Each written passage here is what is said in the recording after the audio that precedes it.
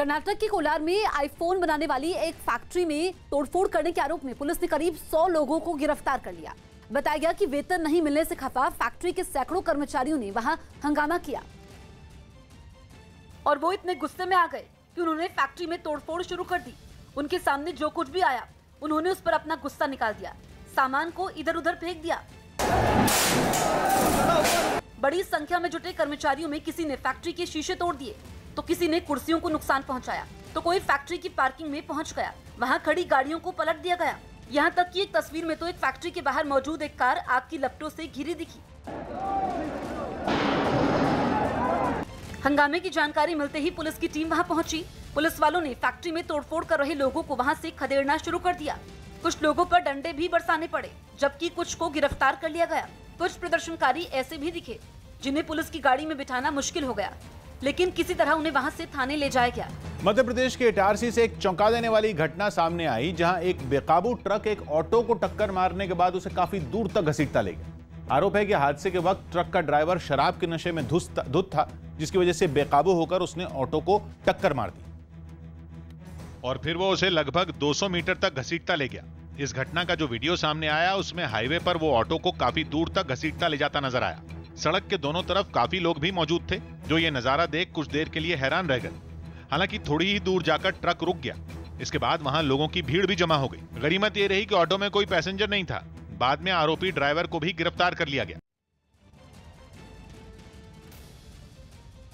आंदोलन कर रहे किसान संगठनों में दरार के संकेत मिले। न्यूज 18 के अनुराग ठांडा की रिपोर्ट है कि भारतीय किसान यूनियन ने खुद को सामूहिक अनशन के फैसले से अलग कर लिया, जबकि बाकी सभी किसान संगठनों ने सामूहिक अनशन का कार्यक्रम रखा था।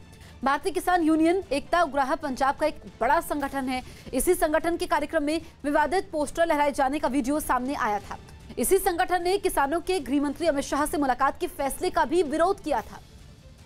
किसान समन्वय समिति ने कृषि सुधार कानून का समर्थन किया।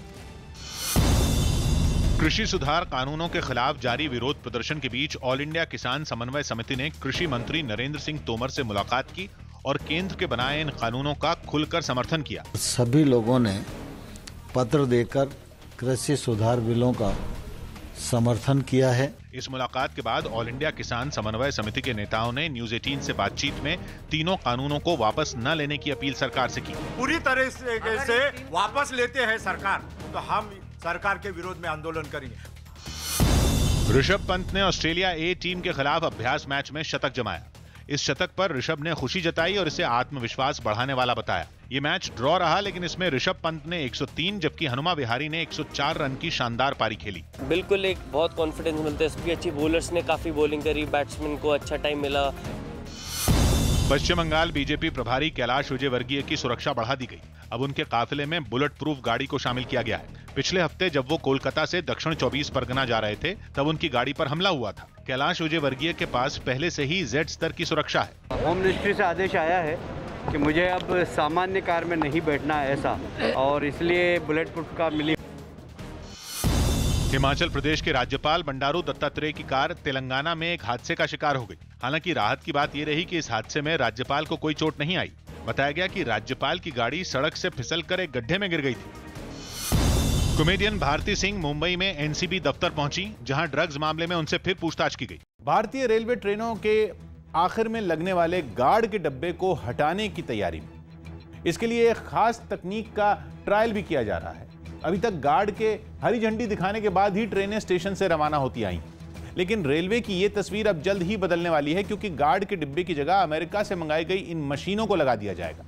सबसे आखिरी डिब्बे के साथ जोड़ी जाने वाली ये मशीनें इंजन में मौजूद ड्राइवर को ट्रेन से जुड़ी हर जरूरी जानकारी देती रहेंगी।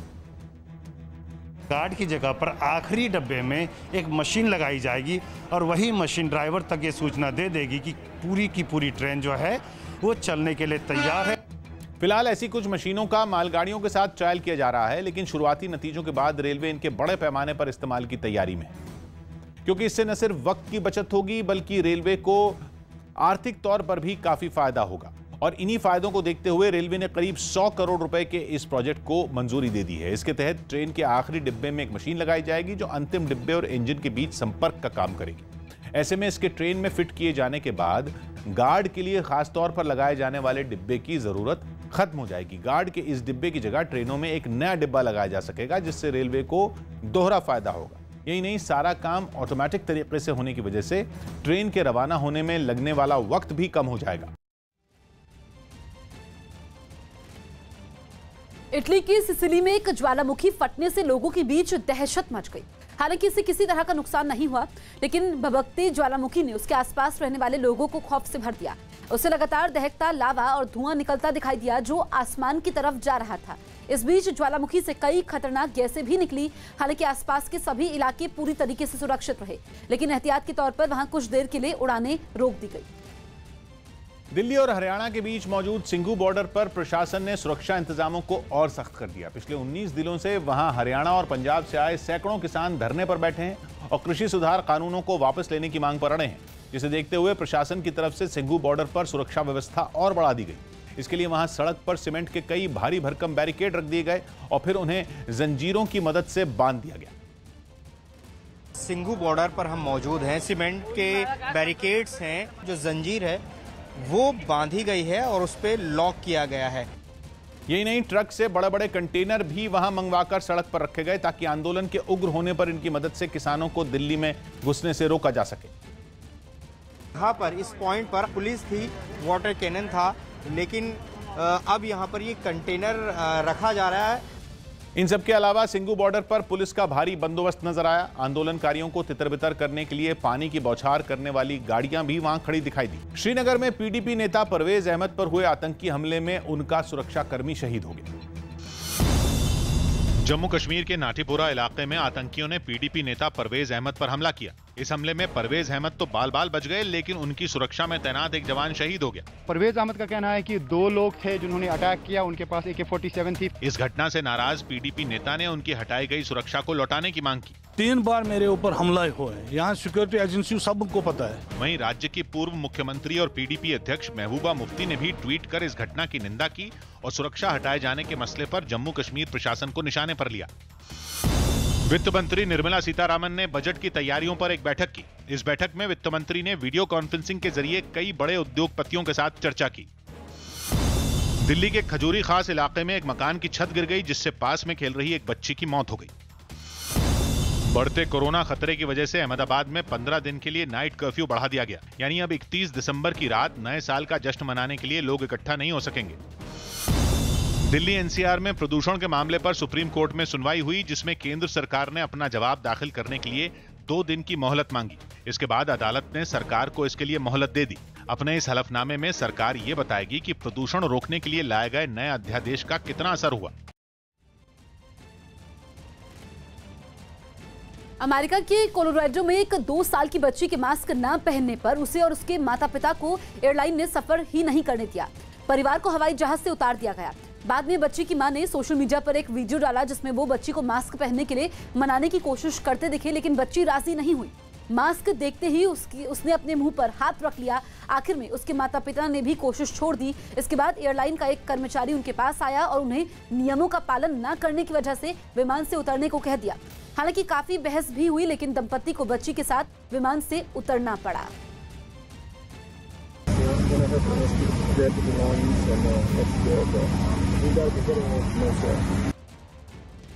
रिलायंस जियो ने telecom regulatory authority of India को चिट्ठी लिखकर वोडा, आइडिया और एयरटेल की शिकायत की है। जियो ने आरोप लगाया कि किसान आंदोलन की आड़ में ये दोनों कंपनियां ग्राहकों को अपनी तरफ खींचने के लिए झूठा प्रचार कर रही हैं और रिलायंस जियो के खिलाफ नेगेटिव कैंपेन चला रही हैं, जो TRAI के नियमों का उल्लंघन है।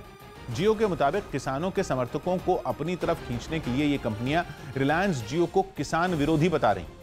अपनी चिट्ठी के साथ ही रिलायंस की तरफ से TRAI को सबूत के तौर पर कुछ फोटो और वीडियो भी भेजे गए हैं, जिनमें लोगों को जियो के खिलाफ भड़काकर एयरटेल और वोडा आइडिया अपना सिम बेचने की साजिश करते नजर आए।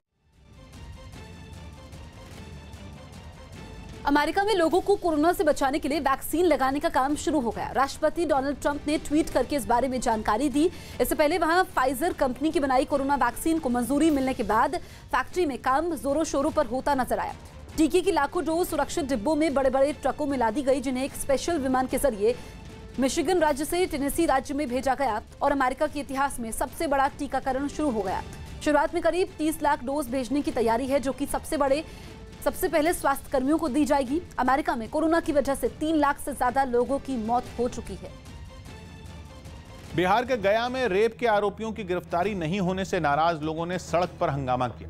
11 दिसंबर को वहां एक नाबालिग की रेप के बाद हत्या कर दी गई थी, लेकिन आरोप है कि घटना के 3 दिनों बाद भी पुलिस ने आरोपियों को गिरफ्तार नहीं किया, जिससे नाराज लोगों ने पुलिस और प्रशासन के खिलाफ मोर्चा खोल दिया। विरोध जताने के लिए लोगों ने गया और पटना को जोड़ने वाली सड़क पर जैम लगा दिया। गाड़ियों को रोकने के लिए सड़क पर कुछ टायरों में आग लगा दी गई, जिससे निकलने वाला काला धुआं आसपास के इलाके में फैलता नजर आया। सड़क के बीचों बीच एक गाड़ी भी खड़ी दिखी, जिस पर सवार कुछ लोग तिरंगा लहराते रहे।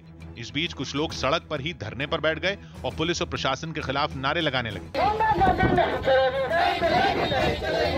इस दौरान गांव वालों ने पुलिस से आरोपियों को पकड़ने और उन्हें फांसी की सजा दिलाने की मांग की। मांग हमारी यह है कि दरिंदों को पकड़ें और उन्हें सही से फांसी दिलाएं। प्रदर्शन कर रही एक महिला ने तो घटना की जांच सीबीआई से कराने की मांग कर दी। आदमी को हम लोग सीबीआई का मांग है। काफी देर तक सड़क पर इसी तरह बवाल होता रहा। हालांकि पुलिस ने हंगामा कर रहे लोगों को समझाने की कोशिश की, जिसका उन पर कोई असर नहीं हुआ। दक्षिण कोरिया में समंदर में माल ढुलाई के लिए इस्तेमाल किए जाने वाले कंटेनरों को अस्पताल के वार्ड में बदल दिया गया। ये कदम वहां लगातार कोरोना मामलों में तेजी आने के बाद उठाया गया, ताकि अस्पतालों पर दबाव कम किया जा सके। इन कंटेनरों में कोरोना मरीजों के बीच भी दूरी बनी रहे, इसके लिए उन्हें छोटे छोटे कमरों की शक्ल में बांट दिया गया। उनमें खिड़कियां भी बनाई गई और साथ ही हर कमरे में एक बेड और एसी का भी इंतजाम किया गया। दक्षिण कोरिया में कोरोना का ग्राफ तेजी से बढ़ रहा है और वहां पिछले कुछ ही दिनों में 1000 नए मामले सामने आए हैं। मलेशिया में समंदर में एक हैरतअंगेज ऑपरेशन के बाद तस्करी कर ले जाया जा रहा लगभग 2 टन ड्रग्स की खेप बरामद कर ली गई।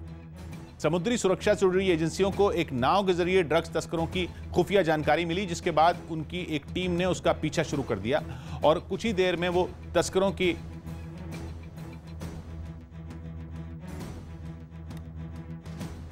नाव के बेहद करीब पहुंच गई।